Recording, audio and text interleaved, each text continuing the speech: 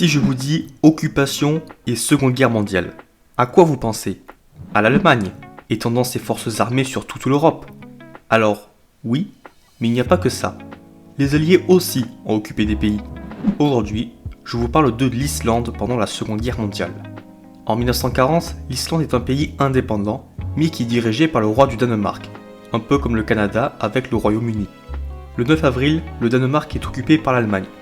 Par crainte que les Allemands occupent les autres territoires danois, le Royaume-Uni décide de prendre les devants en lançant l'opération Fork, c'est-à-dire l'occupation des îles Féroé et de l'Islande le mois d'après pour les protéger.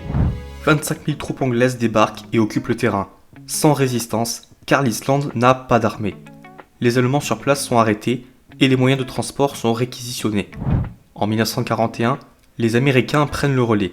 Ils sont 40 000 soldats. L'occupation se déroule sans grande résistance, mais la population reste mécontente d'être sous tutelle étrangère. De leur côté, les Allemands lancent quelques raids sous-marins, mais ne vont pas plus loin, car c'est un secteur peu stratégique. Puisque l'Islande est occupée par les Alliés, elle est coupée de la tutelle du Danemark. Fin mai 1944, les Américains en profitent pour proposer un référendum sur l'indépendance du pays et l'instauration d'une république. 90% des votants ont voté pour l'indépendance et l'instauration de la république.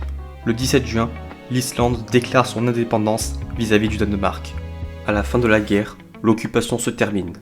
Mais dans un contexte de guerre froide, les États-Unis occupent une base aérienne entre 1951 et 2006.